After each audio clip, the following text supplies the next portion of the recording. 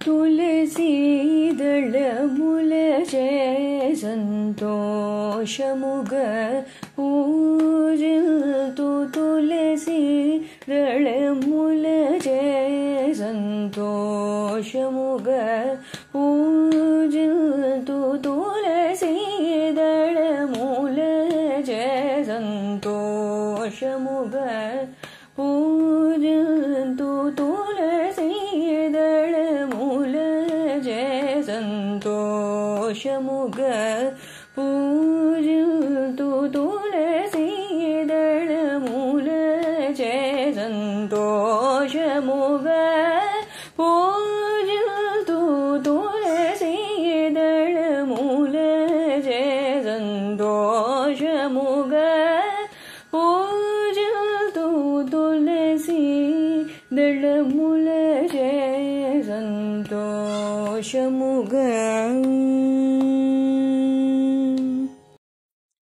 శ్రీ శ్రవణ ఛానల్కి శ్రోతలందరికీ కూడాను మరొకసారి స్వాగతం. ఈరోజు మనం విన్న ఈ కీర్తన మాయా మాడవగౌళ రాగంలో కృతి చేయబడ్డటువంటి కీర్తన అన్నమాట. త్యాగరాజస్వామి వారి కీర్తన ఇది. పావని చాలా చక్కగా పాడి మనకి వినిపించారు. ఆ అమ్మాయికి అనేక ఆశీస్సులు అభినందనలు తెలియజేస్తూ యోగ వాసిష్టంలో నిన్న ఆ ముని ఈ బోయేవాడికి ఏమని చెప్పారంటే, ఇవన్నీ కూడాను మనకి ఈ స్వప్నంలోనూ జాగ్రత్తల్లోనూ కూడాను జరిగే విశేషాలన్నీ కూడాను వాతాది ధాతువుల ప్రభావం వల్ల జరుగుతున్నాయి. మనకి ఉన్నది లేనట్లుగా లేనిది ఉన్నట్లుగా కనబడుతూ ఉంటాయి. ఉన్నది మాత్రం ఒక చిత్తత్వమే అంటూ నేను ఇది నా శిష్యుడి శరీరంలోకి ప్రవేశించి వాడి స్వప్నావస్థను పరిశీలించినప్పుడు నాకు కలిగిన అనుభవం అంటూ చెప్పారు. అప్పుడు బోయేవాడు అన్నాడు, స్వామి ఆ తర్వాత ఏం జరిగింది అంటూ అడిగాడు. నాయనా, ఆ విధంగా నేను అతని జీవ చైతన్యంతో నా సూక్ష్మ శరీరాన్ని కలిపివేసి ముందుకు సాగుతూ ఉంటే ఉన్నట్టుండి పెద్ద సుడిగాలి మొదలైంది. ఆ గాలి పెరిగి పెరిగి మొదట్లో చెట్లు, తర్వాత ఇళ్ళు, ఆ తర్వాత కొండలు కూడాను గాలిలో కొట్టుకురాసాగాయి. ఇదంతా ఏమిటా అంటూ పరిశీలిస్తే నా శిష్యుడి నాడిలోకి ప్రవేశించిన అన్నరసాలు పొంగులెత్తి వాటిలో చిన్న చిన్న అన్నకణాలు ఎగిరిపడుతుంటే నాకది పర్వతవర్షంగా కనిపిస్తోందని అర్థమైంది. కానీ నేను ఆ పీడకు తట్టుకోలేకపోతున్నాను. కొద్దిసేపట్లోనే నేను ఎటు కదలలేక బిగిసిపోయాను. చీకట్లు కమ్మేసినట్టుగా, చైతన్యం బిగిసినట్టుగా ఒక అనుభూతి కలిగిపోయింది. సుషుప్తి దశ అది.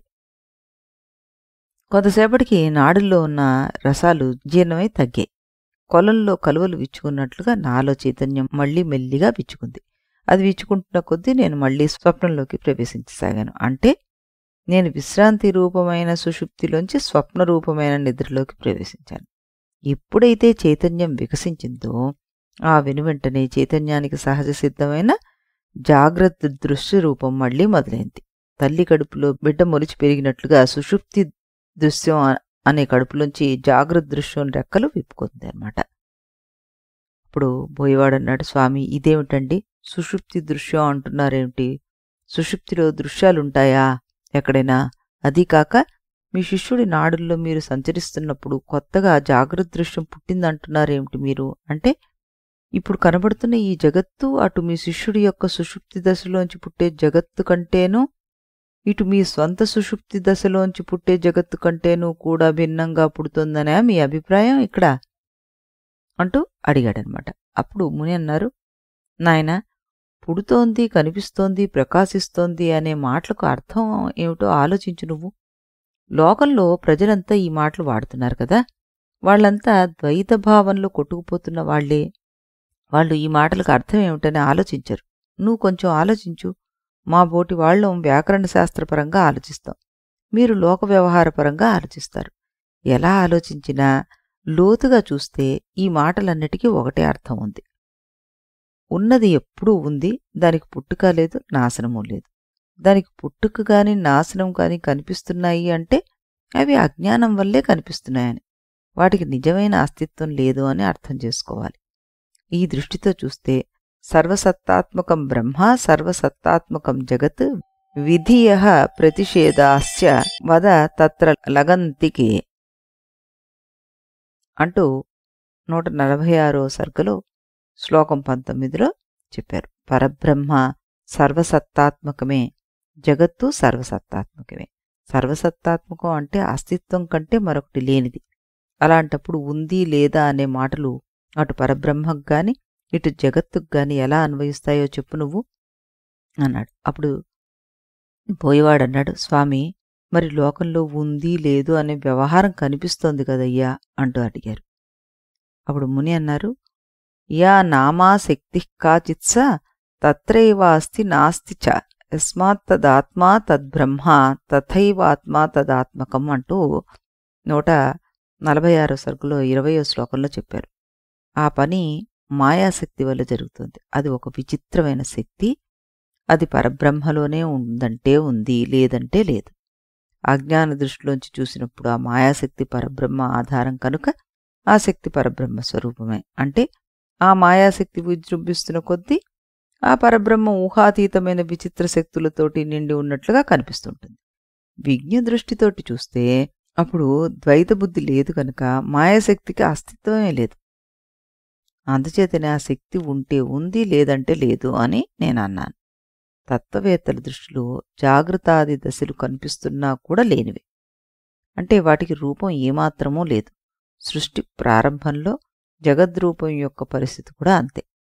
సృష్టిలో అంతర్భాగంగా ఉండే స్వప్నాది దశలకు ద్రష్ట జీవుడవుతే, ఈ సృష్టి మొత్తానికి ఒకే ముద్దగా తీసుకుంటే దానికి ద్రష్ట పరబ్రహ్మ అవుతున్నాడు.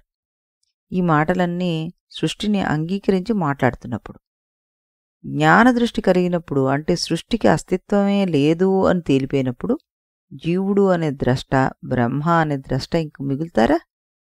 అలా మిగిలినప్పుడు నా శిష్యుడి ప్రపంచం, నా ప్రపంచం, ఇప్పుడు కొత్తగా పుట్టే ప్రపంచం అనేవి ఒకటా వేరా అని తేల్చి చెప్పడం ఎలా కుదురుతుంది చెప్పు?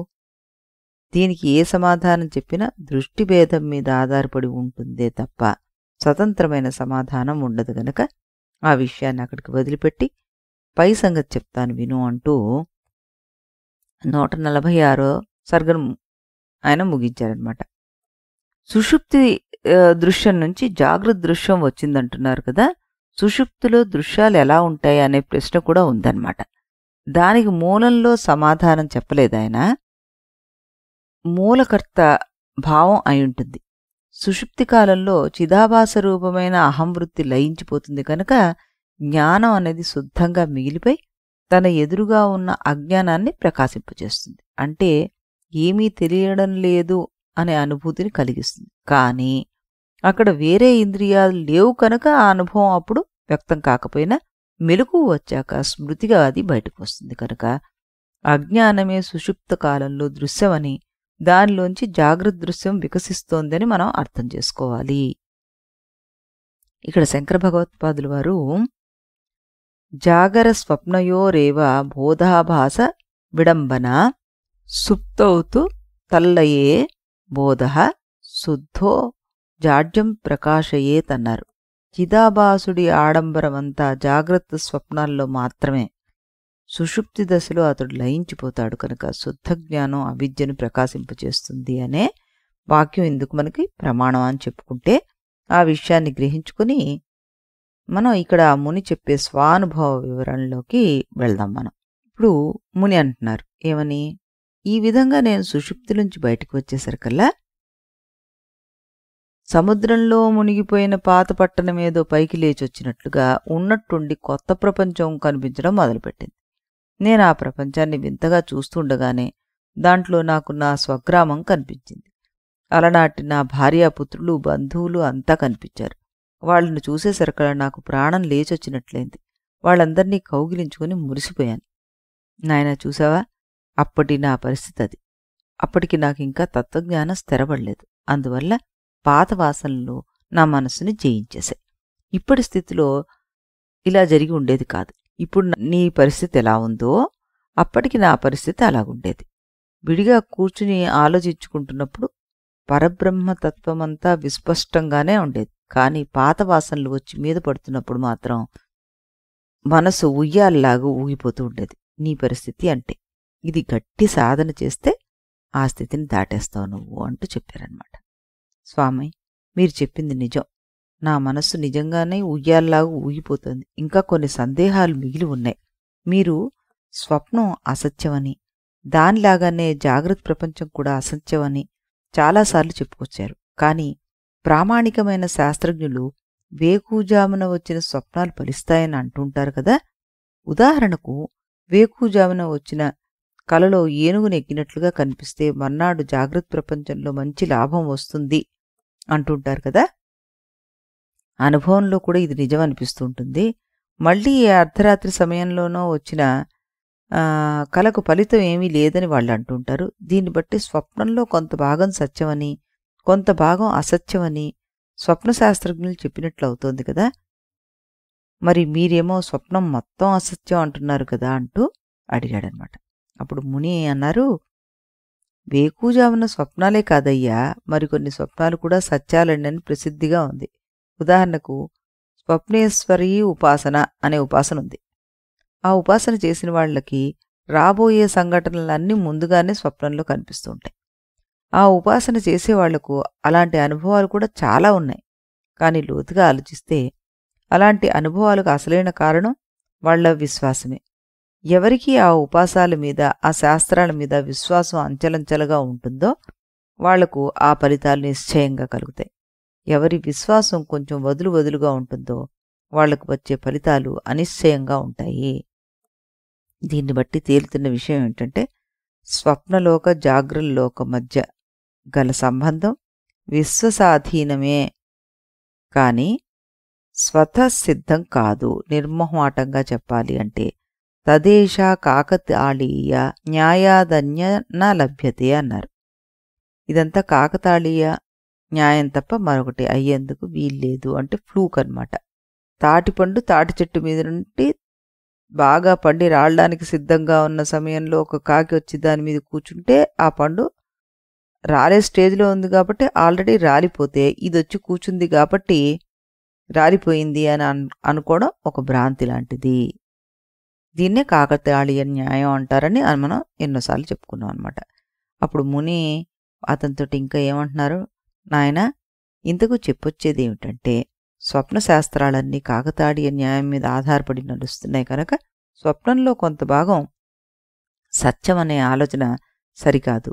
కనుక నా బహిర్నా అంతరే సంతి పదార్థా కేచన క్వచిత్ సంవిదేకా జగద్రూపై యథేచ్ఛతి తథాస్థిత అంటూ 148వ సర్గలో 7 శ్లోకంలో చెప్పారు. కాబట్టి సిద్ధాంతం ఏమిటంటే, అటు లోపల ఉండే స్వప్నంలో గాని ఇటు బయట ఉండే జాగ్రత్తలో గాని సత్యమైన పదార్థాలు అనేవి ఎప్పుడూ ఎక్కడా లేనేలేవు. ఉన్నది చైతన్యం ఒక్కటే. అదే ఆయా జగత్తుల రూపాలుగా ఎలా కావాలంటే అలా ఉంటుంది. కాబట్టి కరిగిన నేతికి పేరుకున్న నేతికి ఎంతమాత్రం భేదం ఉందో జాగ్రత్త స్వప్న అవస్థల్లో వాటి మధ్యలో భేదం కూడా అంతే ఉంది. ఇది మనస్సుకు పడితే మిగిలిన సిద్ధాంత విషయాలన్నీ నీకు పూర్వం చెప్పినవే, మళ్ళీ చెప్పాల్సిన పని లేదు అంటూ 147, 148లో చెప్పి ఆయన దాన్ని ముగించారన్నమాట. స్వామి బాగా చెప్పారు, ఇక ఆ పైన మీ అనుభవం ఏమిటో చెప్పండి, మీ భార్యాబిడ్డలు కలిసిన తర్వాత అంటూ అడిగాడనమాట.